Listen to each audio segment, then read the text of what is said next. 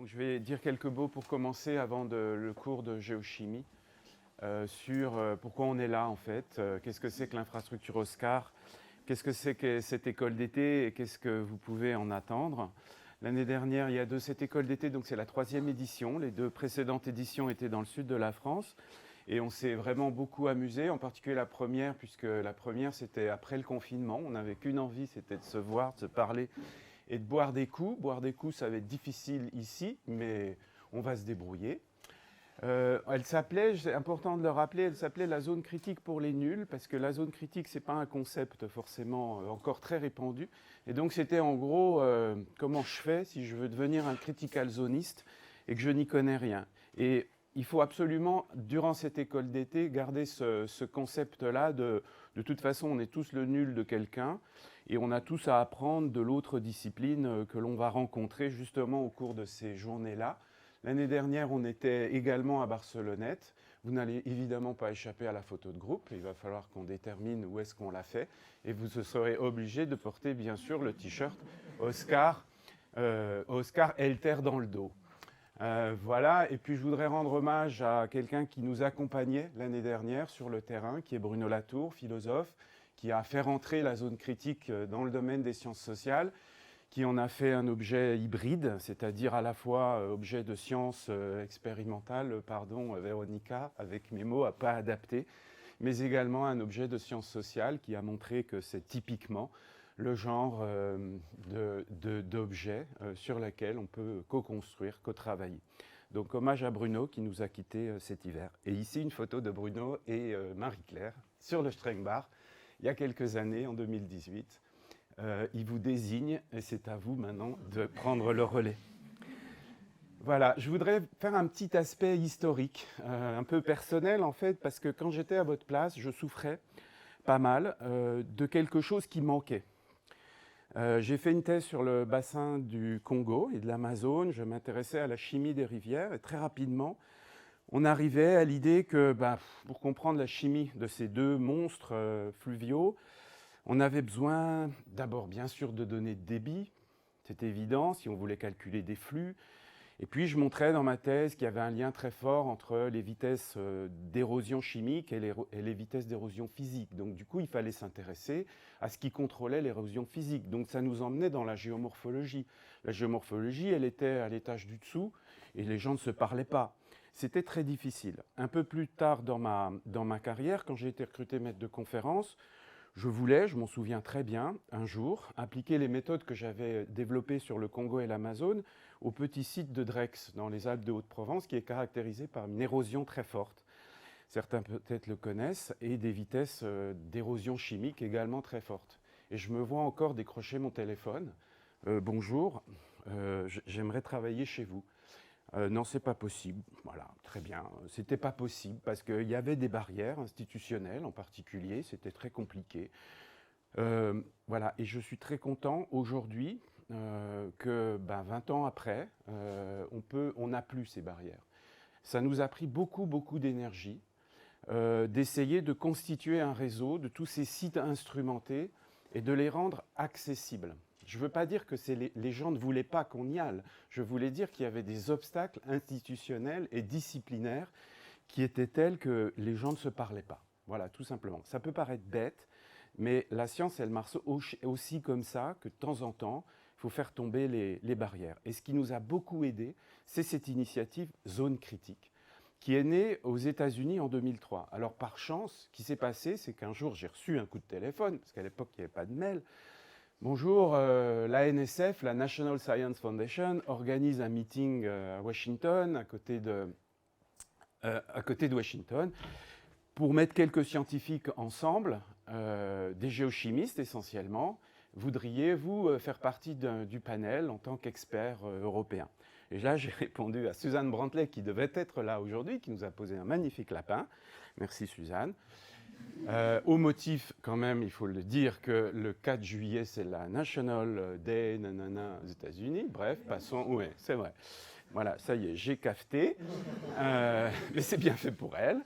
Elle me dit, viens, tu seras un expert international. J'ai dit, Suzanne, je ne peux pas, j'ai cours. Et là, elle m'a dit, et je me souviens toujours de ça, viens voir la chute des feuilles, c'est l'automne indien à Washington, ça sera bien plus intéressant que tu fasses court. Bien sûr, elle avait raison.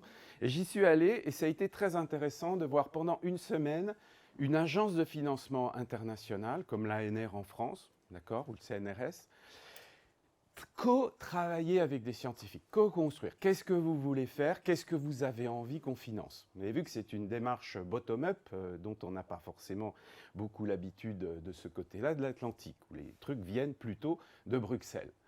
Et donc, de cette réunion très informelle est née une initiative qui ne s'appelait pas Zone Critique au début, Critical Zone, mais qui s'appelait WSSC, Weathering Science Consortium. C'était un consortium pour comprendre weathering, l'altération, ce dont je vais vous parler tout à l'heure, l'altération chimique. Et en particulier, ce qui motivait des gens comme Suzanne Brantley, c'était que Suzanne était une chimiste.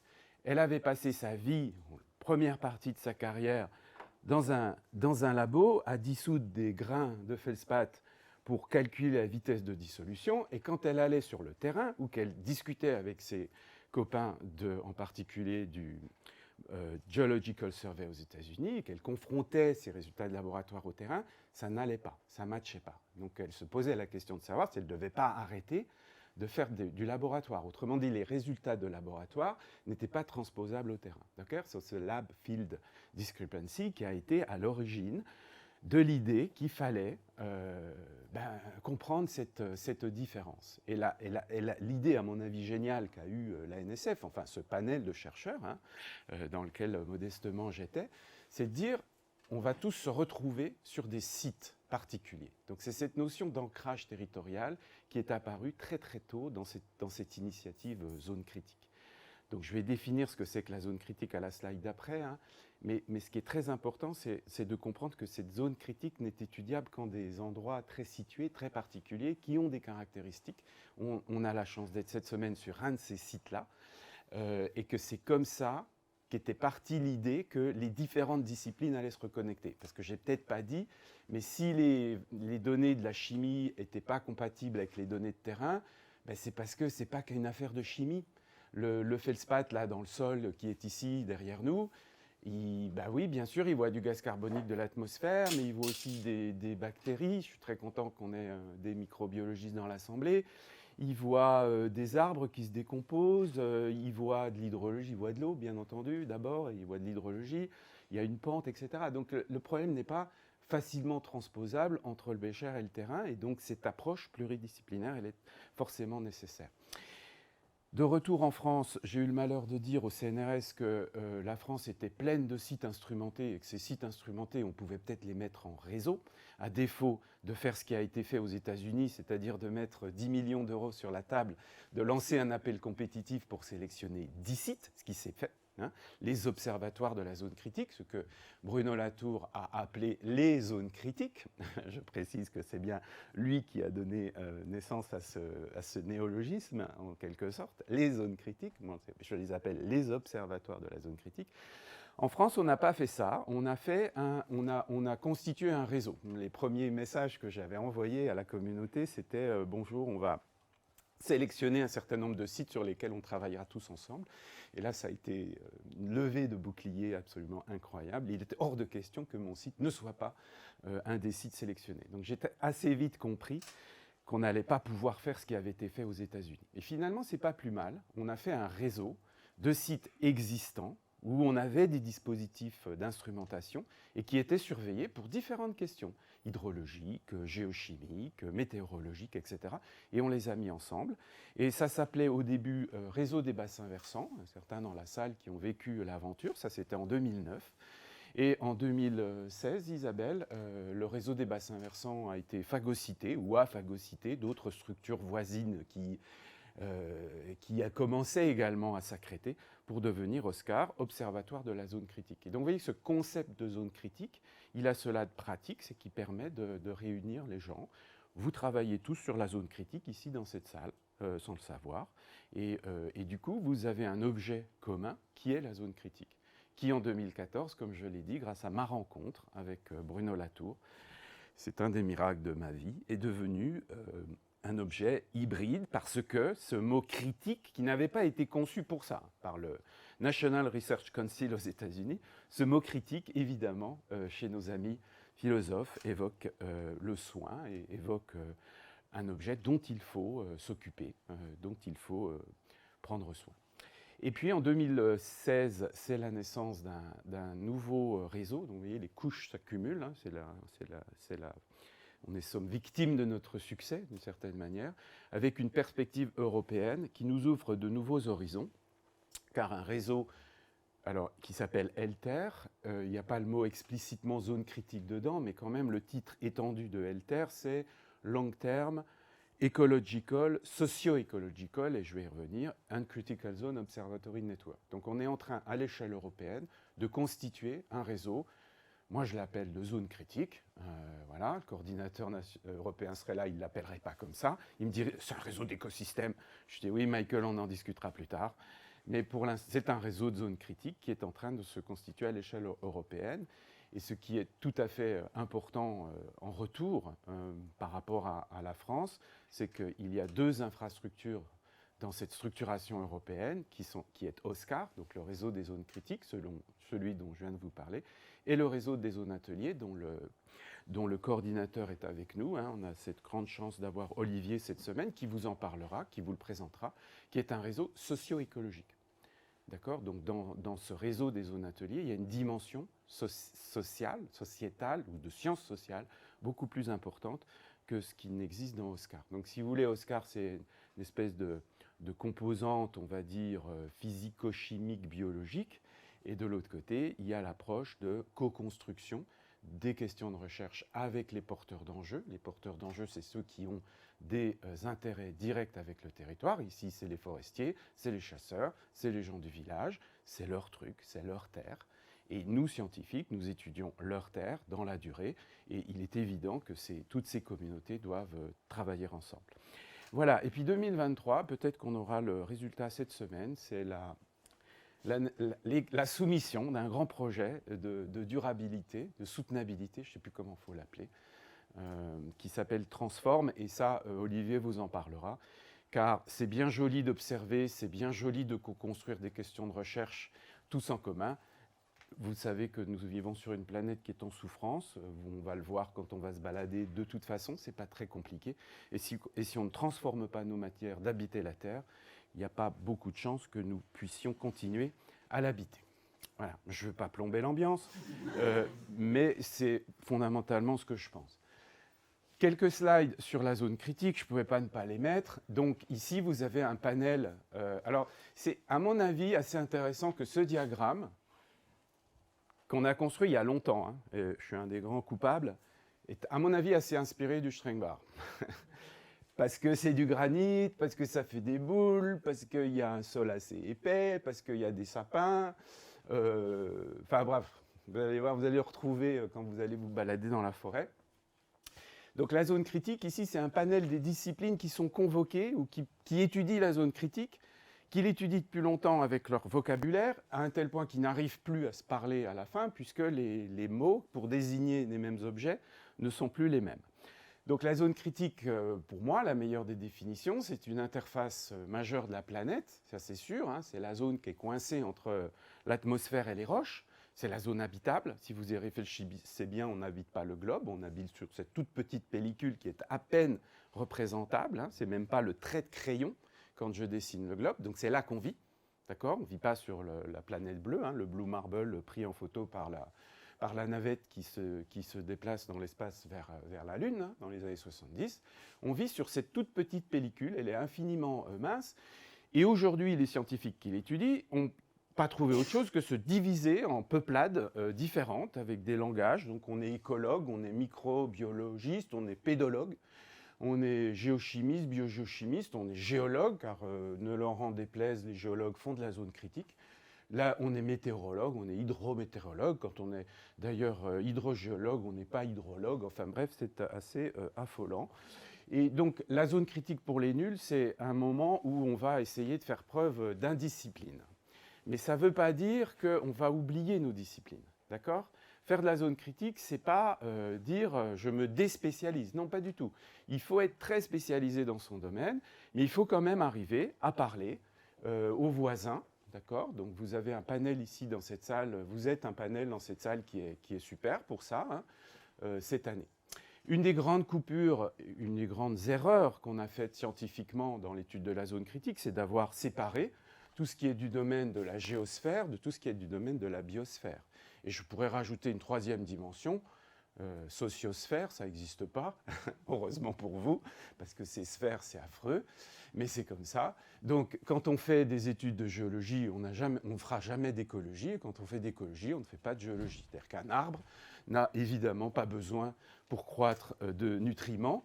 Il n'a pas besoin du phosphore qui vient pourtant de l'apatite étant un minéral accessoire du granit. Il y a beaucoup de travail, il y a beaucoup de choses à refaire, de chemins à reparcourir pour reconnecter ces disciplines. Et c'est dans des assemblées comme ça, à mon avis, qu'on peut commencer à le faire. Et donc, vos générations à vous, il faut vraiment que vous fassiez l'effort d'essayer de comprendre ce que les disciplines voisines font, parce que, comme je vous le disais, c'est une zone critique, nous l'avons déstabilisée, nous la maltraitons d'une manière absolument incroyable, que les futures générations, si elles existent encore, jugeront comme complètement suicidaires. Il y a un observatoire qui est tout à fait emblématique, hein, de la destruction de la zone critique par l'homme. C'est l'observatoire de Drex-Bléon, dans le sud de la France, qui appartient à Oscar, où vous voyez ces paysages ici complètement ravinés, qui sont des paysages qui ont été surpâturés au XIXe siècle, parce que l'essentiel des gens vivaient dans les campagnes. Et là, on voit très bien qu'on a atteint une limite. On a atteint la limite de cette zone critique qui, à partir d'un point donné, d'un seuil donné, a basculé vers un état dont elle ne peut plus revenir. Hein, donc cet observatoire, il est vraiment intéressant. Si vous avez l'occasion d'aller le visiter, c'est l'observatoire de Drex-Bléon. Il est très intéressant. On y surveille deux parcelles. Une parcelle qui a été reforestée, une parcelle qui a été laissée en l'état, comme ça, où la forêt ne peut pas se réinstaller. D'accord ? Parce que pour installer une forêt, il faut un sol, il faut réinitier un processus qui soit est très très long, qui va prendre des siècles si on n'intervient pas, ou qui est juste pas possible. Okay, donc si vous lisez les papiers fondateurs de la zone critique, ce que cette petite assemblée de chercheurs à Washington avait essayé de faire, c'était de dire, trouvons-nous un boson de Higgs. Hein, les physiciens, quand ils veulent financer le CERN, ils ont une question. D'accord ? Et c'est très difficile dans nos disciplines de venir avec une question, voir nos financeurs. Mais cette question, c'est ce que j'appelle le boson de Higgs de la zone critique, elle pourrait être celle-là. Est-ce que nous sommes capables de comprendre, de modéliser le comportement et donc la trajectoire de la zone critique, donc c'est cette pellicule habitable à l'échelle de la planète, qui est l'habitat des hommes, en réponse au changement de l'Anthropocène, pour mettre ensemble tout un tas de facteurs que l'activité humaine, ou une partie de l'activité humaine sur la planète est en train de complètement bouleverser. Que savons-nous des boucles de rétroaction? Que savons-nous des temporalités de ce genre de système? Eh bien, si vous essayez de répondre à cette question, vous allez avoir des réponses extrêmement différentes selon les disciplines que vous convoquerez, mais la zone critique prise dans un ensemble comme un système, ça va être extrêmement difficile de répondre. Je me suis permis de vous mettre une citation que j'aime beaucoup d'Isabelle Stengers, qui a beaucoup travaillé avec Bruno Latour et beaucoup travaillé en particulier sur la philosophie des sciences et comment les sciences doivent arriver à se parler. Et je trouve que cette citation, elle résume vraiment bien ce qu'on essaye de faire dans Oscar, dans l'initiative Zone Critique. Il ne s'agit pas de demander à des gens, vous, de penser ensemble en tant que représentant chacun leur discipline, mais de mettre leur discipline à l'épreuve de ce qui les réunit, de penser avec elle ce que cette discipline demande de négliger. D'accord ? Ça, c'est vraiment très intéressant comme phrase, de telle sorte que les frontières disciplinaires puissent devenir des zones d'échange et non pas des fortifications. Si vous regardez comment les universités sont construites, elles sont construites selon des silos disciplinaires qui sont vraiment des fortifications. Voilà. Quand vous avez un poste en hydrologie, d'accord, il ne va pas être ouvert à un hydrogéologue. Ça, c'est le genre de comportement. On peut en discuter pendant des heures, hein, c'est des processus institutionnels compliqués, mais qui tuent toute possibilité de faire de la zone critique. Alors, on va arriver aux observatoires de la zone critique et donc à Oscar. Donc ça, c'est un schéma très, très discutable. D'ailleurs, ça pourrait être le truc à faire pour vous cette semaine, détruire ce schéma.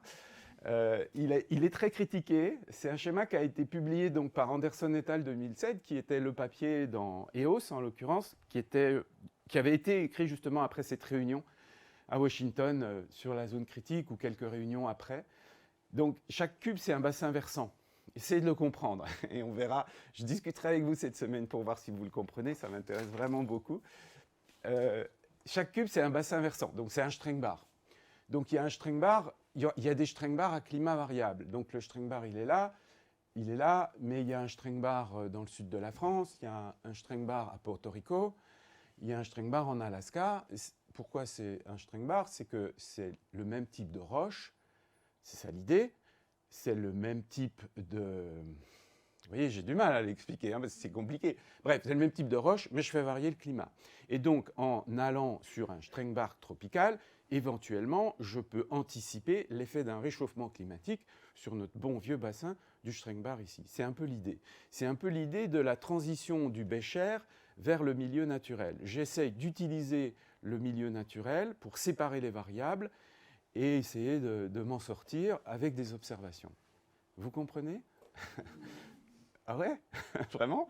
Bon. Et alors, le problème de ce diagramme, c'est qu'il est multidimension, mais on n'arrive pas à représenter quelque chose à 10 dimensions. Hein. 3, c'est déjà beaucoup. Et donc, comment à un climat donné, à une roche donnée, vous faites varier la végétation? Donc, ça serait par exemple un Streng-Bar ici, qu'on plante en, je ne sais pas quoi, moi, en palmier. Hein. Vous voyez tout de suite que le type de végétation n'étant pas découplé du type de climat, c'est compliqué. Un axe qui est très important, et là, pour nos amis des sciences sociales, c'est fondamental, en particulier les historiens de l'environnement, c'est que le Streng-Bar, aujourd'hui, n'est ce qu'il est que parce qu'il y a 1000 ans, 2000 ans de trajectoire, et en particulier d'utilisation par les humains. Cette belle forêt que vous avez derrière vous, devant vous, pour vous, n'est absolument pas naturelle, d'accord? Elle a été plantée, et si on était au Moyen-Âge, probablement, Marie-Claire Solène, vous me dites si je me trompe, mais c'est sans doute des pâturages, avec des vaches, des biques, j'en sais rien. Voilà, donc il faut bien prendre conscience du fait que nous sommes là, même sur nos observatoires de long terme qui font des séquences d'observation depuis 30 ans, en train de regarder quelque chose qui, à l'échelle des temps humains, d'accord, c'est une toute petite fenêtre d'observation. Bref, c'est intéressant que ce diagramme ait été inventé par des Américains, une communauté américaine, parce que voici les sites qui ont été sélectionnés aux États-Unis. Ils sont tous, quasiment tous, dans des endroits sauvages, d'accord? Wilderness en anglais. Et ils ont été choisis pour ça, soi-disant, pour ne pas s'ennuyer avec cet axe-là, qui est l'axe perturbation anthropique, disturbance. Voilà. Et quand je demande à mes amis de la Sierra Nevada, mais vous êtes sûr que votre site ici n'a jamais été déforesté? Oui, non, on est à peu près sûr. Oui, mais quand même, les Indiens pratiquaient une forme d'agriculture en forêt. Non, pas là. D'accord.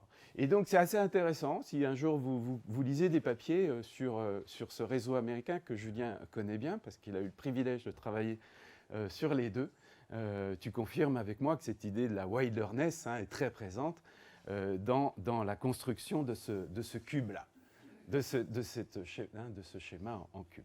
Voilà. Donc, comme je vous l'ai dit tout à l'heure, ce n'était pas possible de faire la même chose en France, de sélectionner 10 sites, de leur donner 1 million. Ça aurait créé beaucoup trop de tensions politiques, institutionnelles, en particulier parce que vous allez voir, dans Oscar, il y a des sites qui appartiennent à des institutions qui n'ont rien à voir. Il y a des sites qui sont gérés par le CNRS, qui est un centre de recherche, mais il y a des sites qui sont gérés par des organismes à finalité plus appliquée, comme l'Institut de recherche agronomique, l'INRAE, donc je suis complètement infichu de dire ce que ça veut dire, agriculture, alimentation et environnement, l'Institut de recherche et développement, Météo France, etc. Donc on est sur une hétérogénéité, non pas géologique, mais institutionnelle, qui fait que c'est très très compliqué. Et en France, donc oui, peut-être quelques mots sur ce réseau américain. Il couvre un gradient climatique. L'Ukiyo Critical Zone Observatory, c'est un Strengbach tropical, vraiment. C'est à peu près la même roche. C'est une granodiorite, une monzodiorite qui est soumise à un climat tropical, mais dans un parc naturel, d'accord, avec probablement une occupation des sols complètement invisibilisée. Voilà. En France, je m'étais amusé quand on a mis en place le réseau des bassins versants à faire la même chose. Et ça, c'est des observatoires français instrumentés, des bassins versants. Et vous voyez que même grâce à nos connexions avec le Sud, via l'IRD, on couvre, rien qu'avec des dispositifs français, énormément de types de roches, des roches ultra basiques ici, comme des péridotites, super rares, au calcaire, en passant par les granites, et tous les climats possibles à peu près, de froid à tempéré froid et tropical humide, avec l'observatoire en particulier de Obsera aux Antilles. Voilà, donc ça c'est la version française du cube. Elle est plus modeste, elle est à 3 dimensions uniquement, mais elle fait aussi beaucoup couler d'encre. Et ce qu'on a constitué, à mon avis, d'original par rapport au réseau américain en faisant ce réseau OSCAR, c'est de permettre le changement d'échelle. Donc le changement d'échelle, c'est un truc important qui relie à la fois qui est commun aux sciences exactes et aux sciences sociales. Comment je passe d'une observation à l'échelle locale à la généralisation, si généralisation possible il y a. Et dans OSCAR, contrairement au réseau américain d'ailleurs, dans OSCAR, on a des observatoires qui ont des tailles extrêmement différentes, car le IBAM, par exemple, qui est l'observatoire hydrogéochimique du bassin amazonien, conduit des observations sur l'Amazone elle-même, qui couvre la moitié de l'Amérique du Sud. Et à côté de ça, le Strengbach, lui, ne couvre évidemment pas la moitié de l'Amérique du Sud. Il est beaucoup plus petit. Il renseigne sur un certain nombre de choses, de processus, qui ne seront pas les processus que l'on va retrouver à l'échelle amazonienne. Donc là, on est aussi très proche de problèmes en sciences sociales qui sont traités par des gens comme Anat Singh, etc., sur la scalabilité, les transferts d'échelle. Alors en France, on a donc créé OSCAR pour mettre ensemble des dispositifs existants. Alors ce n'est pas des sites qu'on a mis ensemble, c'est des réseaux de sites, parce que les institutions n'aiment pas les sites, elles veulent labelliser des réseaux de sites, et souvent des réseaux thématiques. Donc vous voyez qu'on commence à avoir des problèmes, puisque si on veut faire un réseau de sites, il va falloir qu'on construise non pas avec des sites, mais avec des réseaux thématiques. Exemple, le réseau des observatoires hydrogéologiques, dans lequel dont Olivier s'est en partie occupé. H+, c'est un réseau national de sites qui étudient les eaux profondes. À côté de ça, on a un réseau national qui étudie les tourbières. À côté de ça, on a un réseau national qui étudie les environnements karstiques. Bien sûr, quand vous commencez à faire une carte et que vous essayez de les colocaliser, vous arrivez très vite à la conclusion qu'il n'y a aucune colocalisation. C'est-à-dire qu'ici, au Strengbach, par exemple, on pourrait avoir un observatoire des eaux profondes, on ne l'a pas. Le Strengbach, c'est un observatoire de bassin versant. Donc c'est un observatoire plus hydrologique qu'hydrogéologique. Ce n'est pas très grave. Ce qui est important, c'est de mettre en réseau les gens, c'est qu'un hydrogéologue puisse venir ici au Strengbach, donner son expertise, co-travailler des questions de recherche avec ses amis hydrologues ou géochimistes. Et ce diagramme, on l'a inventé avec Isabelle et quelques autres. Il ne plaisait pas du tout, bien sûr, à Bruno, par exemple, parce que c'est une représentation de l'ancien monde. Il ne l'aimait pas, ou un certain nombre de philosophes n'aiment pas, ou de collègues des sciences sociales n'aiment pas ce diagramme, parce que ce diagramme, qui est un grand classique, de tous les livres de géographie, de sciences naturelles, etc. C'est un écorché, c'est la leçon d'anatomie. Il est ouvert, au-dessus, on ne sait pas où on va, c'est tout l'univers, et en bas, on ne sait pas ce qu'il y a, c'est l'infini de la Terre interne. Et finalement, on est coincé là au milieu, on a du mal à s'y repérer, et si c'est la zone dans laquelle il faut atterrir, se reconnecter, on ne sait pas très bien où on est. Donc, peu importe, pour les scientifiques, c'est un diagramme qui fait sens, et qui permet, c'est ce qu'on a fait ici avec Isabelle, de mettre nos dispositifs d'observation à différents endroits dans cette zone critique, donc zone critique qui est variable si on est en montagne ou si on est en plaine, et puis le continuum des sommets des hautes montagnes jusqu'à l'océan. Okay, donc on peut les prendre en revue. On a des observatoires qui s'intéressent à la cryosphère, donc la neige, et on a, j'ai oublié ton prénom, excuse-moi, Yves, qui nous fait le plaisir d'être là cette semaine et qui va vous en parler. Les bassins versants, c'est compliqué. Il n'y a pas de réseau national des bassins versants. Il y en a eu un, mais il a été dissous, etc. Enfin bref, les bassins versants, c'est compliqué. Mais on a un poster avec Isabelle que je vous invite à regarder. Oui, et l'année, qui s'appelle l'Oscar arbre, où on essaie de montrer qu'on peut classer les bassins versants comme on fait l'arbre phylogénique du vivant. Et votre feedback nous intéresse là-dessus. On a des observatoires spatiaux, on regarde la zone critique d'en haut, hein, les gens du CESBio connaissent bien ça. On a des observatoires hydrogéologiques, j'en ai parlé. On a un réseau d'observatoires des tourbières. On a également un autre réseau des eaux profondes, mais qui est cette fois un réseau opérationnel, car en France, on a séparé l'opérationnel, c'est-à-dire les mesures qui sont faites pour les besoins de l'État, la surveillance des nappes, par exemple. On les a séparées des activités de recherche. Ça aurait été beaucoup trop facile qu'elles soient ensemble. Et Oscar, ça a été compliqué à monter parce que c'est 8 organismes de recherche qui n'appartiennent pas à des mêmes ministères. Le CNRS, c'est le ministère de la Recherche, l'INRAE, c'est le ministère de la Recherche et ministère de l'Agriculture. L'IRD, c'est le ministère de la Recherche et ministère des Affaires étrangères. Peut-être que ces détails vous paraissent complètement inintéressants et pas importants, mais en fait, ils le sont énormément. Dès lors que vous voulez un poste, par exemple, d'accord, vous ne savez pas où frapper. Toc, toc, toc, bonjour. Éventuellement, est-il possible de co-construire un poste entre le ministère de l'Agriculture et le ministère de la Recherche? La réponse est souvent que ce n'est pas possible pour des raisons administratives. Je vous passe les détails. J'ajoute à ça qu'on a 21 universités qui sont associées au réseau Oscar.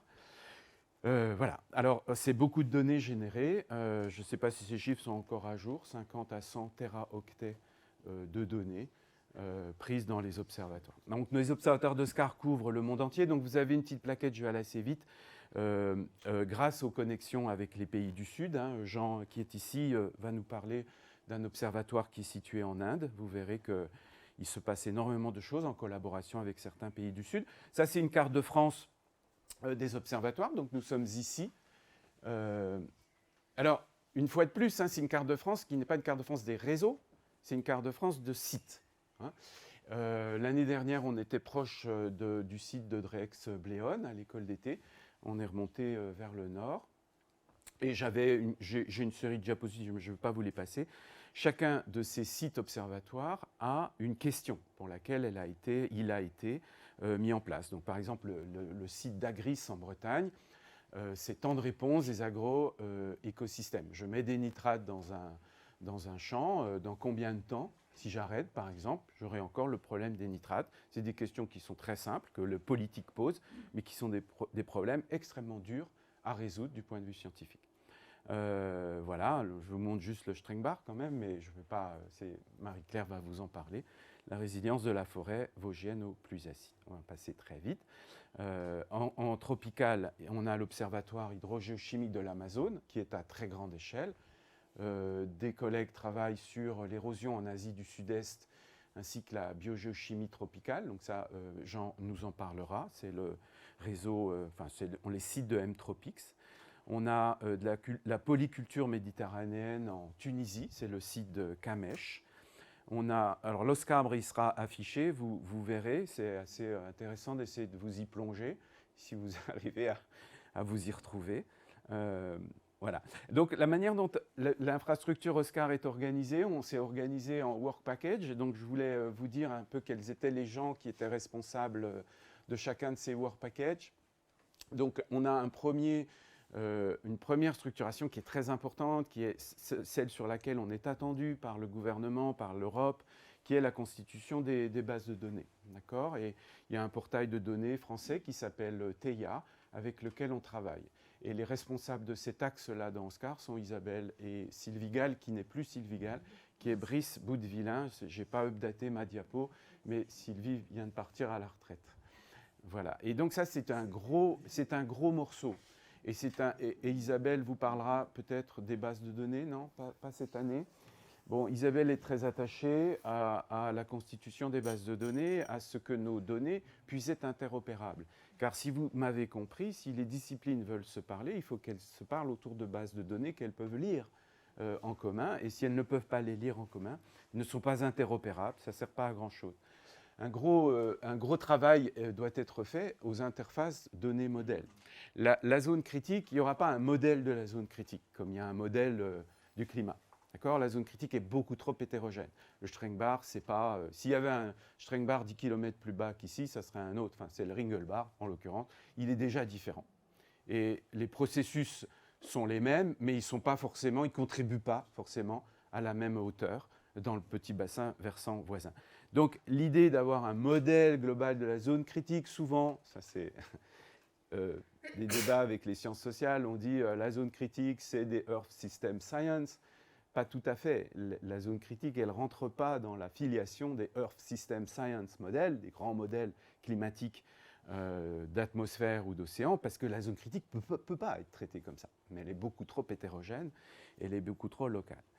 On a un gros work package et on a les représentants avec nous, Elliot et Sylvain, sur l'instrumentation. Et sur ce bassin versant du Streng-Bar, vous verrez des exemples d'instrumentation d'efforts instrumentaux qui ont été déployés. L'étude de la zone critique est très en retard du point de vue de l'instrumentation par rapport à d'autres communautés. On n'a pas les capteurs, on n'a pas développé les capteurs qu'il faut, voilà, en particulier low cost, et c'est des grands domaines qui sont en train d'être développés. On a un thème qui pourrait vous intéresser, qui s'appelle le domaine des thèmes transverses, où on essaye de financer des actions inter-sites, interdisciplines. Et on a réussi à financer un certain nombre de thèmes transverses qui sont très intéressants. Laisse-moi en citer deux. Les cours d'eau intermittents, qui sont un problème multidisciplinaire.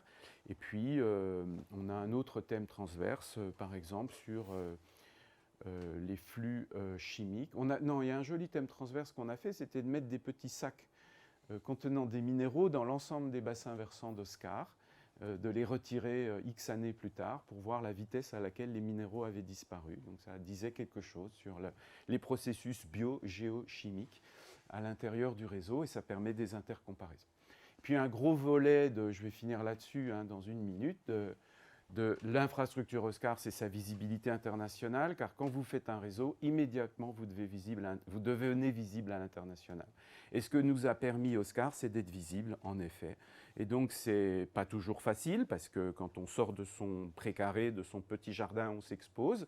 Et du coup, on s'expose à beaucoup de sollicitations européennes qui nous occupent énormément. Et comme je vous l'ai dit tout à l'heure, la fenêtre de tir européenne nous a permis de nous rapprocher du réseau voisin. Les gens n'étaient pas complètement... les communautés n'étaient pas complètement séparées, mais quand même pas mal. Et en particulier avec des obstacles complètement stupides du genre institutionnel. Je n'appartiens pas au même organisme que toi, donc je n'ai pas à te parler. Voilà, je vous encourage dans vos vies de tous les jours, jeunes chercheurs que vous êtes, à ne pas vous comporter de cette manière, car on perd beaucoup de temps, et comme le dirait mon ami Olivier, pendant ce temps-là, la mer monte. Et on n'a pas le luxe de perdre du temps à des querelles institutionnelles. Donc je ne vais pas parler du réseau des zones ateliers, c'est un réseau socio-écologique, je pense que Olivier en parlera. Et juste un mot sur l'Europe. Donc l'avenir européen, c'est cette infrastructure que vous aurez dans le dos, qui s'appelle ELTER. Ne me demandez pas pourquoi, et non pas ILTER. Et le premier qui prononce ILTER, il aura affaire à moi. Ce n'est pas une cyber-infrastructure, c'est une infrastructure en vrai, en dur, de sites comme le Streng-Bar. Enfin, potentiellement. Et c'est une infrastructure qui veut justement aborder cette Whole System Approach, le terme est horrible, l'approche systémique, c'est exactement ce que moi j'ai appelé la zone critique dans mon exposé précédent. C'est quoi? C'est une série de couches, vous ne les voyez pas, mais atmosphère, sphère socio-économique, biosphère, hydrosphère, géosphère. En gros, pour le faire simple, grâce à cette infrastructure, on devrait être capable, ce qu'on ne sait pas faire aujourd'hui, de dire dans 30 ans, l'évolution de la biodiversité à un site donné s'est accompagnée de telle ou telle évolution des cycles biogéochimiques, car la biodiversité c'est bien gentil, mais on ne sait surtout pas faire la connexion entre ce que sont les vivants et ce qu'ils font au système, et c'est ça qui est important, c'est ce qu'ils font, et ce qu'ils sont capables de maintenir l'intégrité du système. D'accord ? Et ce genre de connexion n'est pas faite. Une autre connexion qui n'est pas encore faite et qui ne sera pas faite de toute façon par cette infrastructure, c'est la connexion entre les changements environnementaux et la santé. Ça, c'est un grand domaine, n'est-ce pas, qu'on ignore complètement parce qu'on n'arrive pas à croiser les données de la santé avec les données de l'environnement. Donc cette infrastructure, elle vise quoi? Elle vise à faire un réseau de sites, je ne vais pas vous embêter avec ça, européens. Elle classe les sites en niveau 1, niveau 2, niveau 3, suivant le nombre de paramètres qui seront communs à tous les sites et qui sont mesurés partout. Donc exemple de paramètres, le débit du ruisseau, le pH, la température, ça c'est des paramètres simples. Et donc l'idée c'est d'avoir un réseau européen couvrant l'ensemble des climats ou des écosystèmes, ou je ne sais pas trop comment le dire, européens, qui seront mesurés pour des longues durées avec un corpus de données similaire. Et cette infrastructure, elle n'est pas faite pour justifier d'une activité scientifique, elle est aussi faite pour rendre des services à la communauté et en particulier aux décideurs politiques qu'il va bientôt falloir mettre devant le fait accompli que si on ne fait rien, ça va mal se terminer cette affaire. Voilà, je termine sur, peut-être que Marie-Claire va en reparler, grâce à Bruno Latour, il y a quelques années, on a été impliqué en particulier le bassin du Strengbar, dans une exposition à Karlsruhe, pas très loin d'ici, sur les zones critiques. Et je vous invite, si vous vous intéressez à l'ouverture vers les sciences sociales, à consulter cet ouvrage énorme qu'a coédité Bruno Latour et Peter Weibel, où il y a des textes de scientifiques, il y a un article de Marie-Claire, mais aussi des textes d'artistes, des textes de sciences sociales, des textes d'anthropologie, il y a un article de Véronica, etc. C'est un bel exemple des convergences disciplinaires, mais également arts et sciences, que l'objet zone critique permet. Voilà, et puis je me permets de vous lire ce petit texte de Bruno. Vous voulez atterrir sur la Terre, ok? Pourquoi? Parce que nous sommes au milieu, nous sommes suspendus, et nous nous apprêtons à nous cracher. C'est vraiment ce qui est en train de se passer. Comment est-ce là en bas? C'est assez tendu au sens politique. C'est une zone de guerre? Pratiquement, c'est une zone critique, quelques kilomètres d'épaisseur, où tout se passe. Est-ce que c'est habitable? Eh bien, ça dépend de votre science. Est-ce que je vais y survivre? Eh bien, ça dépend de la politique que vous allez y faire. Voilà, je voulais conclure sur cette citation qui résume bien les affaires. Et à cette exposition de la zone critique, il y avait les profils sismiques de Sylvain, ici. Il y avait le gravimètre que vous verrez peut-être ici, qui est dans la montagne. Mais il y avait également des ateliers d'autodescription. Si vous en avez entendu parler, ça c'est un des ateliers d'autodescription qu'avait mis en place l'équipe de Bruno Latour pour atterrir. Et ça, c'était le Strengbar, dans la grande salle d'exposition du ZKM. Vous ne reconnaissez évidemment pas le Strengbar, même si vous ne le connaissez pas encore bien. C'est des instruments qui décrivent le bassin versant, et ce n'est pas une vision topographique classique, comme on a l'habitude dans les livres. Voilà. Je vous remercie.